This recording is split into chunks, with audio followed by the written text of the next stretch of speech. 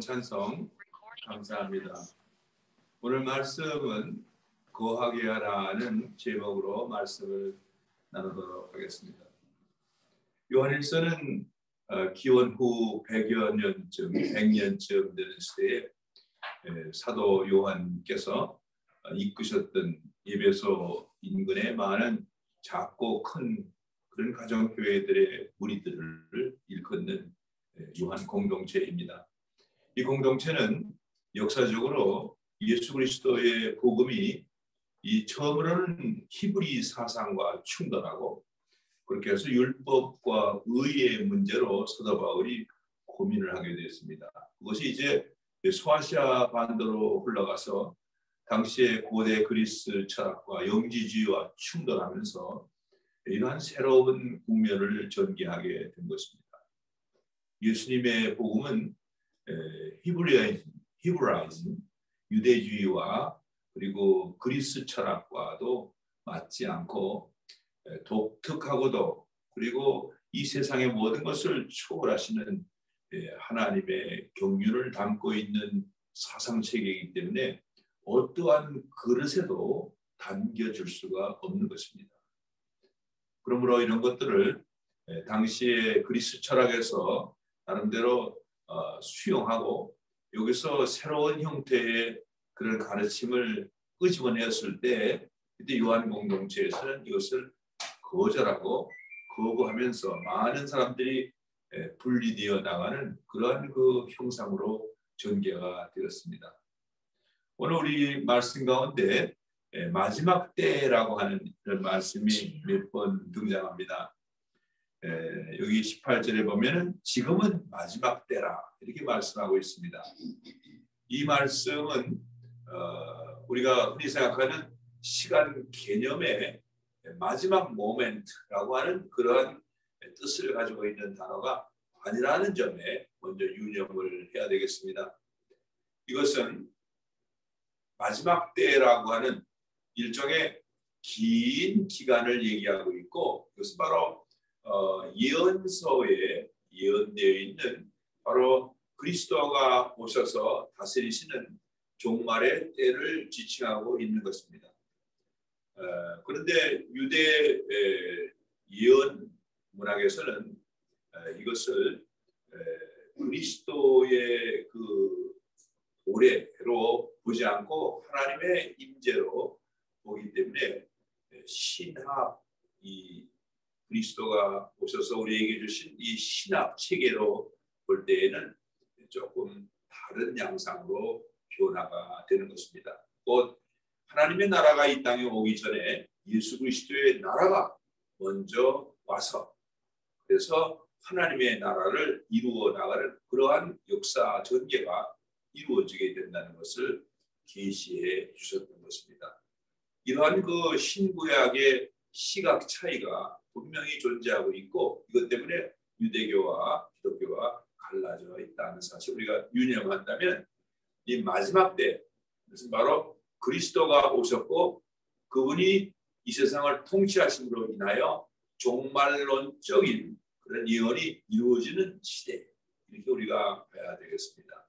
상당히 긴 기간이 되고 이때의 특징은 그리스도 예수께서 다스리시기 때문에 그리스도 예수에 대한 다양한 잘못된 견해가 우후죽순처럼 나타나는 때며 이것이 바로 하나님의 사역을 방해하는 마귀의 일이 된다는 사실 우리가 알아야 된다는 것입니다. 이것을 이 요한일서에서는 적그리스도, 거짓 교사라고 하는 이런 말씀으로 나타내주고 있는 것입니다. 따라서 이 적그리스도는 바로 그리스도를 변질시킨 바로 마귀의 그런 그 전략이라는 사실 우리가 알아야 됩니다. 다시 말해서 예수께서 육신을 가지고 이 땅에 오셔서 이 땅에서 성령으로 말미암아 진리를 행할 수 있는 사람인 것을 보여줬고 이 물질의 육체가 변화되어서 부활의 영원한 몸이 될 수 있다는 이런 사실을 분명히 보여주었습니다. 그러나 이것은 모든 내용들이 바로 그리스 필로소피와 전적으로 맞지 않습니다. 그리스 철학은 이분론 체제로 플라톤주의로 말미암아 하늘에 있는 것하고 땅에 있는 것이 완전히 구분되어 있어서 이 육신과 땅에 있는 것들은 진리와 관계가 없고, 그리고 인간이 구원이라고 하는 것은 이 육신이라고 하는 진리와 전혀 관계가 없는 감옥 속에 가두켜 있다가 죽으면 다시 원래의 이데아의 세계, 형상의 세계로 돌아가는 이러한 그 구원 체제를 가지고 있었던 것입니다. 그러므로 로고스가 이 땅에 올 수 없고, 육신의 모습으로 이 땅에 올 수 없고, 이 땅에서 진리를 행할 수 없고, 성령이 사람에게 올 수 없다라고 하는 것이 철학인 것입니다. 여기에 대항해서 요한 사도가 요한일서에서 얘기하고 있는 내용은 무엇입니까? 그래서 바로 로고스이신 예수께서 이 땅에 육신을 가지고 왔다는 것입니다. 그리고 성령으로 말미암아 진리를 행했다는 것입니다.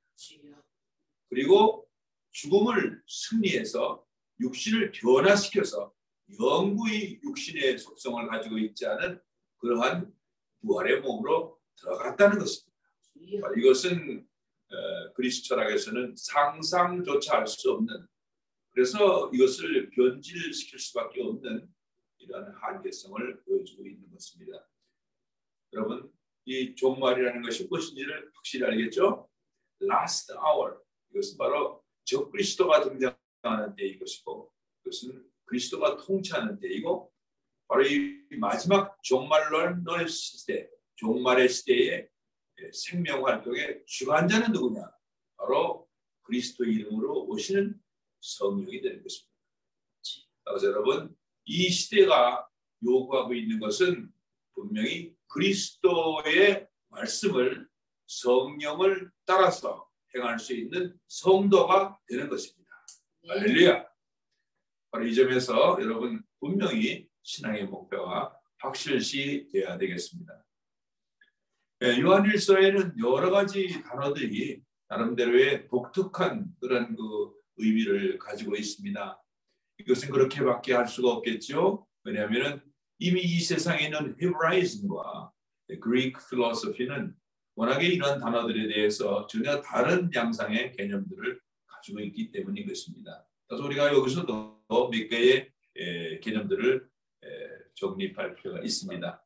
이 요한일서에서 안다라는 것은 계명을 지킨다는 것을 얘기하고 있는 것입니다. 안다는 것은 하나님의 성품을 내가 가지고 있다는 것을 얘기하고 있는 것입니다. 하나님의 성품을 갖고 있기 때문에 하나님을 아는 것이며, 그분이 원하는 계명 실천을 즐거운 마음으로 할 수 있는 존재라는 것을 의미하고 있습니다. 두 번째, 거한다라고 하는 것은, 이것은 어떤 집에 사람이 들어가서 사는 그러한 메타포를 가지고 있습니다. 성령의 영향권 안에, 성령의 공급되는 능력 안에서 사람이 활동하고 있는 그런 활동 영역이 되는 것입니다. 거한다라고 하는 것은 오늘날 말로 하면 마치 코로나 사태 속에서 방호복을 입고 사람을 구원하기 위해서 활동하는 이런 구원 양상과 동일합니다. 성령의 보호막으로 덧입는 이유는 무엇일까요? 그것은 먹고 쉬고 자기 위한 것이 아니라 활동을 위한 것입니다. 따라서 거한다라는 말씀은 행한다, 곧 진리를 행한다라는 말씀이 되는 것입니다. 세 번째, 빛 가운데 있다라고 하는 말씀도 대단히 특별한 언어로 사용되고 있는데, 이것은 사랑의 관계를 행하고 있다는 것을 의미하고 있습니다. 여러분, 그러므로 빛과 반대가 되는 어두움이라고 하는 것은, 이것은 악의 활동을 하고 있는 것, 겉으로는 사랑으로 표현되는 활동일지 몰라도 그 내면에는 하나님을 미워하고 사랑을 통해서 자기의 유익을 추구하는 이러한 삶의 행태를 얘기하고 있는 것입니다. 그래서 이러한 단어들에 대해서 분명히 새로운 시각을 갖고 있을 때 비로소 요한일서를 볼 수 있게 된다고 말씀드리겠습니다.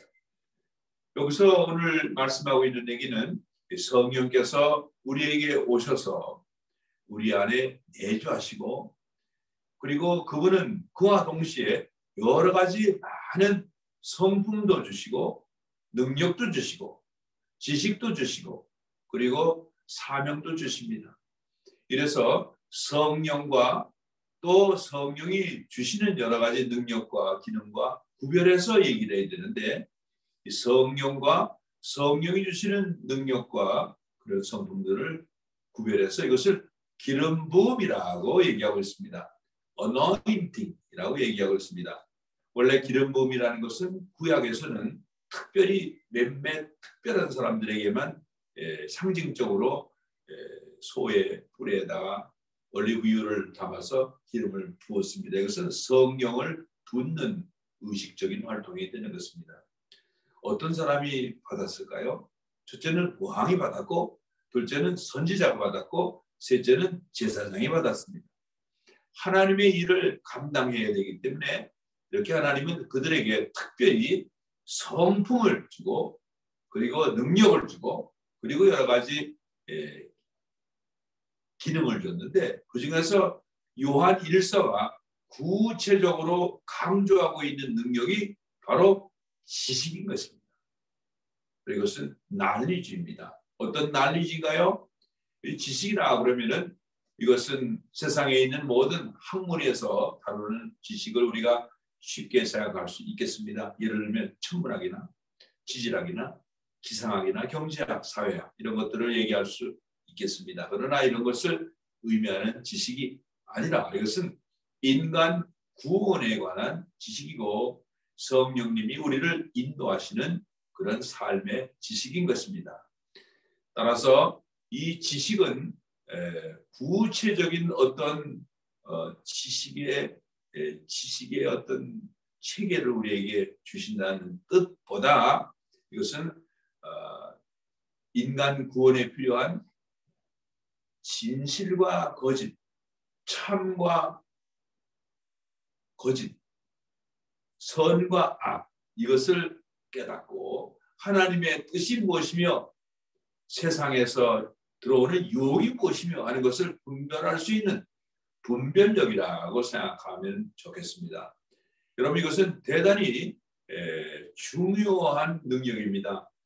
여러분들이 비록 구체적인 지식이 없을지라도 사람들의 얘기를 들어보고 그 사람들이 주장하는 얘기를 들었을 때 그것이 진리에 가깝다 또는 거짓에 가깝다라는 것을 우리는 구체적으로 그 지식이 없을지라도 분별할 수 있는 것입니다.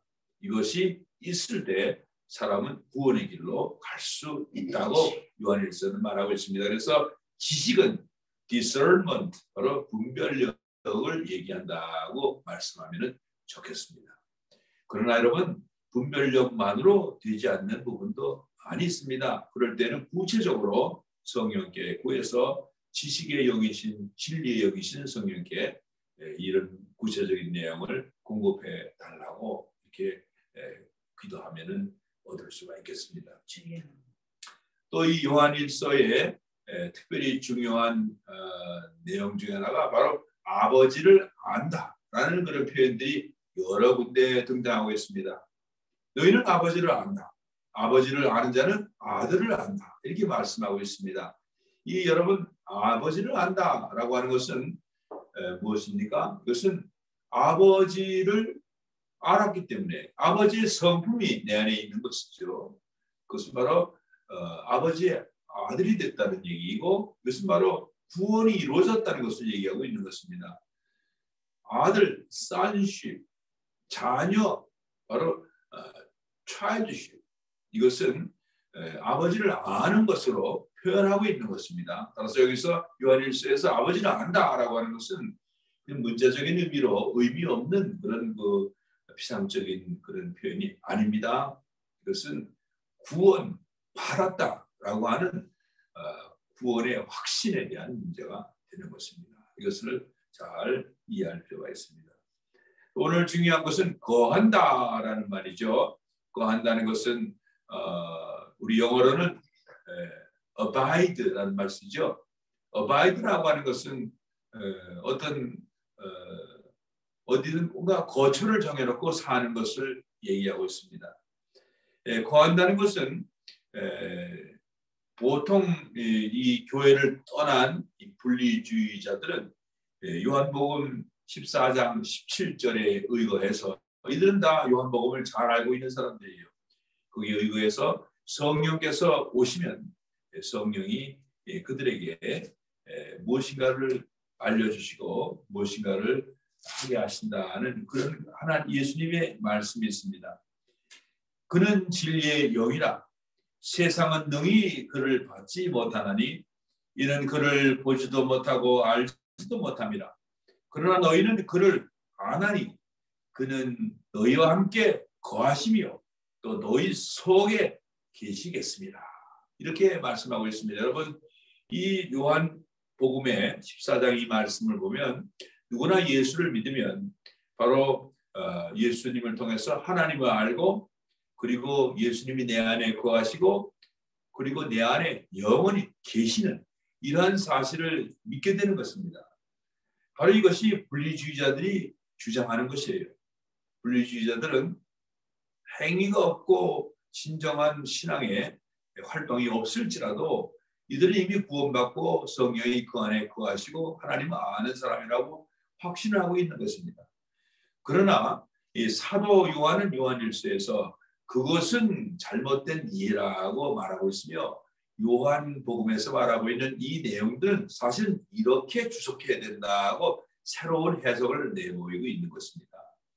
그래서 거한다라고 하는 것은 말씀을 실천해야만 이루어지는 그러한 실천적인 그런 의미를 갖고 있다고 말하고 있습니다.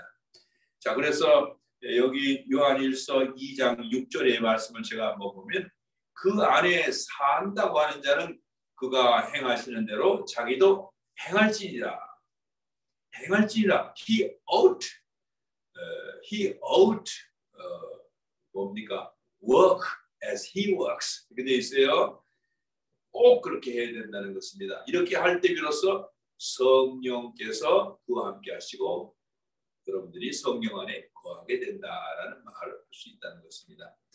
따라서 이 실천이 없고 하나님의 말씀을 행할 수가 없는 사람은 그것은 아직 거하는 것이 제대로 되지 않은 그런 상황에 있다고 우리는 이해를 해야 됩니다. 네 번째로 기름 부음에 대해서 오늘 간략하게 말씀을 드리도록 하겠습니다. 기름 부음이라고 하는 것은 성령의 내주가 아닙니다. 성령의 내주는 관계적인 언어죠. 그것은 우리 성령께서 저 사람이 성령과 진정한 모습으로 하나가 되기를 결단하고 육신의 모든 정욕을 완전히 거절하겠다고 하는 완전한 결단을 표시했을 때 그때 그에게 정식으로 함께 하시는 관계를 맺게 되는 것입니다. 이것은 성령과의 관계가 되는데 기름 부음이라고 하는 것은 그것은 능력 그리고 사명 이런 것들을 제공하는 그런 성령의 일종의 기능과 성품이라고 볼 수가 있겠습니다. 성품이라고 하는 것도 제공이 됩니다. 예를 들어서 왕으로서 활동하게 되면 왕이 가지고 있는 성품이 있어야 그래야 활동을 하기 때문에 성령께서는 그가 비록 하나님께 완전히 헌신되어 있는 그런 결단을 표현해 주지 않아서 성령의 내주가 아직 이루어질 수 없는 사람일지라도 잠시 그에게 성품을 제공하실 수가 있는 것입니다. 여러분 그래서 이 사도행전 10장 38절에 보면 우리 예수께서 살아서 이 땅에서 활동하실 때 하나님께서 그에게 성령과 능력을 기름 붓듯이 부어주셨다라고 하는 그런 표현이 있습니다. 성령과 능력을 둘 다 기름 붓듯이 부었다라고 하는 것은 성령도 주실 때 기름 부음이라고 하는 그런 표현으로도 주실 수 있다는 사실을 유념해야 됩니다. 능력도 역시 기름 부음으로 들어올 수 있다고 하는 그러한 표현으로 봐서 기름 부음이다라고 하는 것을 어떤 고정된 개념으로 보면은 안 됩니다. 그것은 유연하게 이렇게도 쓸 수 있고 저렇게도 쓸 수 있는 단어라는 것으로 이해할 필요가 있습니다. 자, 그런데 요한일서의 이 사도 요한은 사도 요한이라고 말하기보다는 누군지 확실치가 않으니까 장로 요한이라고 말씀드리는 게 좋겠습니다. 프레스비터라고 본인을 설명했으니까요. 자, 그렇다면은 여기서 프레스비터 요한은 어떠한 측면에서 기름 부음을 강조하고 있느냐? 바로 지식입니다. 지식은 뭐예요? 지식은 바로 진리를 인도하는 바로 길이죠. 바로 무슨 분별력이라고 아까 말씀드렸습니다. 진리는 무엇일까요? 진리는 우리가 알고 있는 세상의 모든 이치들, 예를 들면은 우주의 원리, 사회의 원리, 정치 원리, 건강의 원리, 경제 원리, 이런 원리들을 우리는 진리라고 얘기하는 경우가 많습니다. 그러나 여기 성경에서 말하는 진리, 이것은 그리스 철학에서 말하는 진리와 다릅니다. 이것은 어떤 것이냐? 바로 하나님, 그분이 진리시입니다. 하나님만, 그분만 진리예요. 그러므로 그분의 성품과 그분의 말과 그분의 모든 모습이 다 진리인 것입니다. 그래서 이 진리는 대단히 독특한 의미를 가지고 있다는 것을 여러분 깨달을 필요가 있습니다. 그래서 여기서 보면은 이 가르친다고 하는 거, 성령께서 우리에게 기름 부음을 이미 주셨어요. 이 사람들이 공동체에 들어오기로 결단했을 때, 침례를 받았을 때 그들에게 기름 부음이 임했습니다. 그 기름 부음은 구원이 무엇인지를 그들의 마음의 영이 알 수 있는 분별력을 제공하신 것입니다. 구체적인 지식은 그때는 없을지라도 어떤 것이 참이고 어떤 것이 거짓인지를 알 수 있는 그런 분별력이 들어왔죠. 그러나 분리주의자들은 어떻습니까? 그들도 역시 그리스도를 믿고 그래서 침례를 받고 공동체의 일원이 되었습니다. 그러나 그들이 이렇게 분리되어서 바깥으로 나가게 되었습니다. 그 이유는 기름 부음이 없었기 때문인 것입니다. 할렐루야. 여러분, 그들이 갖고 있는 진리에 대한 지식, 또 세상의 모든 구원에 관한 지식은 잘못된 것이죠. 이 잘못된 것은 기름 부음이 없었기 때문이라고 말하고 있습니다. 그러면 어떻게 됩니까? 똑같은 의식으로 공동체에 들어왔는데 어떤 사람은 기름 부음이 있고 어떤 사람은 기름 부음이 없고, 그래서 어떻게 구별을 하게 되나요? 그것은 나중에 알게 되는 것이죠. 그들이 입교할 때에는 동일한 그런 기름 부음이 임했던 것으로 생각이 되고 그렇게 현상이 나타났습니다. 그러나 나중에 알고 보니까 그들이 받은 기름 부음은 참된 것이 아니었다라고 이렇게 분명히 밝혀지는 것입니다. 여러분, 그래서 우리도 신앙생활하면서 진심으로 하나님이 주시는 기름 부음이 진정으로 있는지 없는지 우리가 체크를 해야 됩니다. 이것은 참된 지식이 우리의 삶 속에서 우리는 끊임없이 주님을 사랑하고 그 모습을 닮아가는 그런 과정으로 우리를 이끄는 것인지, 아니면 이것이 변질되어서 세상을 사랑하고 그렇게 해서 자신의 육신의 정욕을 위한 길로 가는 것인지, 이것을 계속적으로 분별하면서 이 기름 부음을 계속적으로 요청하는 그런 지혜로운 기도가 필요합니다. 우리가 지난 며칠 전에 완주를 갔다 왔죠. 완주에 어떤 좀 유서 깊은 기도원에 갔습니다. 갔더니 기도원은 대단히 큰 규모를 갖고 있는 기도원이었습니다. 아마 번성기에는 그 안에 상주하는 사람들만 아마 100명 이상 있었을 것으로 보입니다. 그리고 성전도 2개가 있었습니다.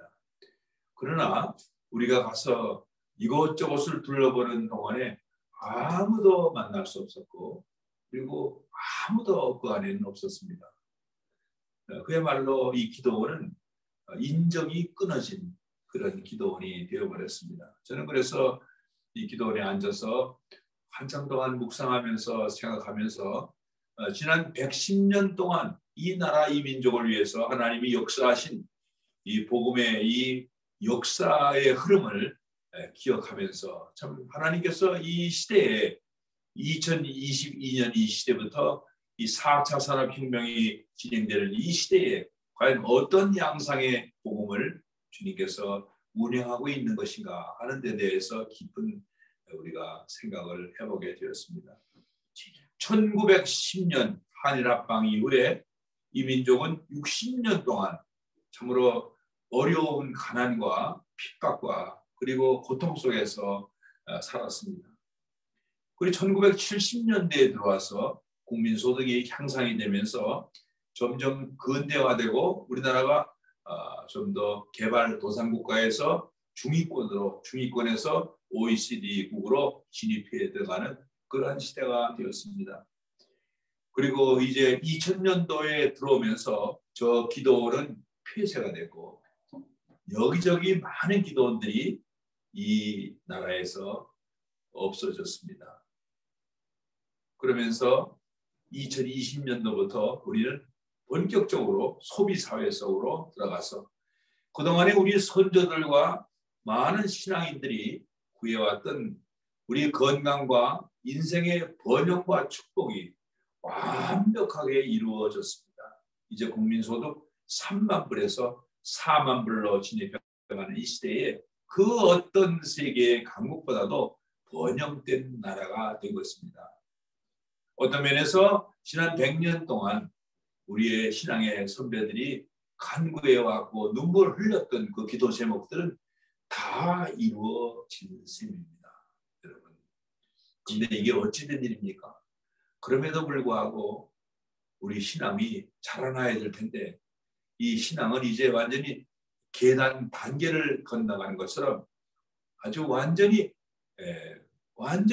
종족이 사라지고 이제 어떠한 신앙으로 우리가 진행되어야 될지 전혀 막연한 상태가 되었습니다. 저는 이 상황을 마치 오늘날 어린아이들의 숫자가 감소한 유치원과 비교가 될 거라고 생각을 합니다. 유치원의 어린아이가 숫자가 출생률이 감소하니까 유치원의 3세 반 어린아이들이 급격하게 줄었습니다. 작년까지만 해도 10명, 20명 이렇게 되던 것이 지금은 한 자릿수로 떨어졌습니다. 그와 같이 우리 전국에 있는 많은 기도원들과 그리고 뜨거운 열심으로 기도했던 사람들이 숫자가 대폭 줄게 되었죠. 그것은 한마디로 얘기해서 유치원이 반이 작아지는 원리와 똑같습니다. 어린아이들이 그만큼 많지 않기 때문이죠.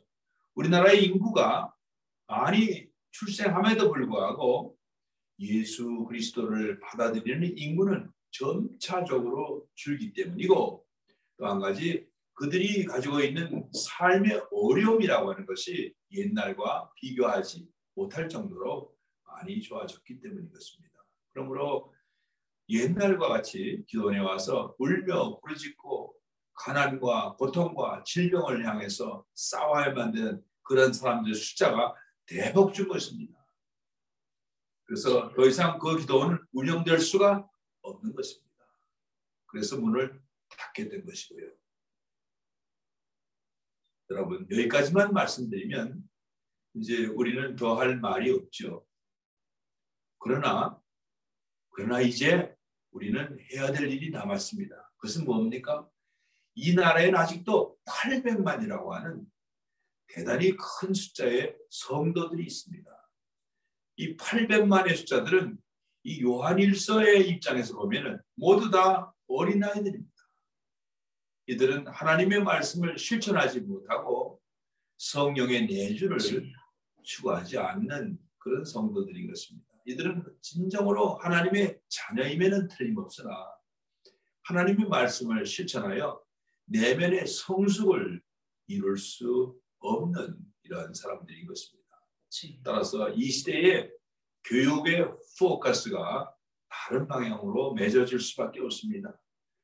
그저 초신자들만 끌어모아서 교회를 융성하게 했던 그런 시대의 페이스는 지나갔고, 이제는 진심으로 어린 자녀들을 성숙화시켜서 이 기독교가 성숙한 기독교가 되어서 세상을 살리고 세계를 살리는 이런 신앙인을 양산해내는 그런 양상으로 이 교회가 바뀌어야 된다는 그런 그 시대적인 변화를 체득하게 되는 것입니다.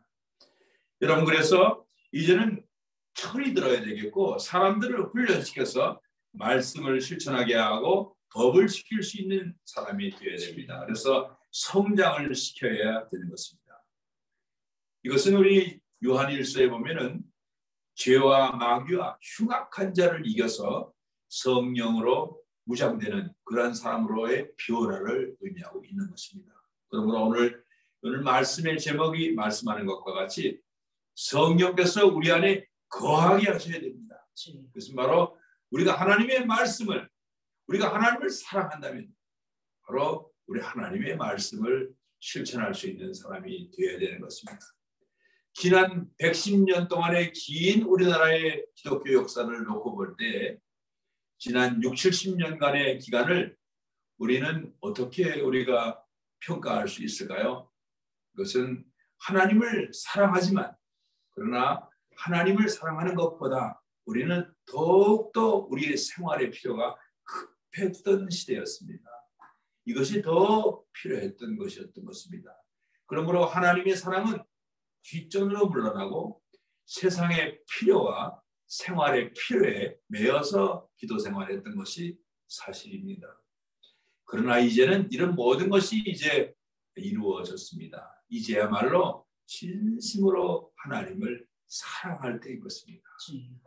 여러분들이 하나님을 사랑한다면 이것은 오직 한 가지 방향으로 밖에는 표현할 수가 없습니다. 바로 하나님의 말씀을 실천하는 것입니다.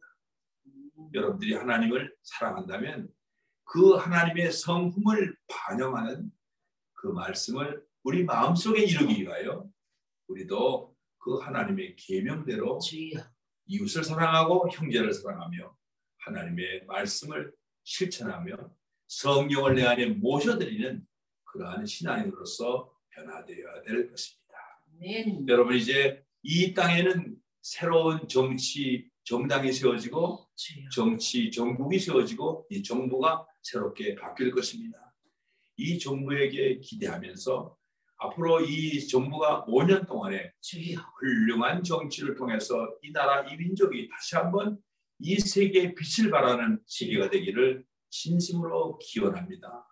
그와 함께 이 나라의 이 교회도 이제 하나님의 마음을 시원케 하고 하나님의 성품대로 우리가 이 마음의 말씀을 이루어 나가는 교회가 되시기를 주님의 이름으로 축원을 드립니다. 기도하겠습니다. 주님, 감사드립니다. 하나님께서 이 나라 이 민족을 사랑하셔서 참으로 가난과 억압과 전체주의 속에서 허덕이는 이 나라를 세우셔서 이 자유민주주의 국가로 세우시고 세계 사상이 유례가 없는 기독교의 폭발적인 부흥으로 이 땅에 하나님의 나라를 세우셨습니다. 이제 아버지 하나님, 지난 시대를 뒤돌아보면서 이제 앞으로 시대 속에서 진심으로 하나님을 사랑하는 민족이 되기 위하여 우리가 하나님의 말씀을 내 안에 거하게 하고 성령으로 활동하기를 원하옵나이다. 아버지여, 우리에게 다시 한번 성령을 부으시고 그런 말미암아 하나님의 나라를 이 땅에 이루어나가는 귀한 교회가 될 수 있도록 축복하여 주시옵소서. 하나님께서 함께 하셔서 이 민족이 다시 한번 살아나서 세계 열방의 빛을 비추며 하나님의 놀라우신 긍휼과 사랑을 펼치는 나라가 될 수 있게 도와 주시옵소서. 함께 해주실 줄 믿사옵고 예수님의 이름으로 기도했습니다. 아멘.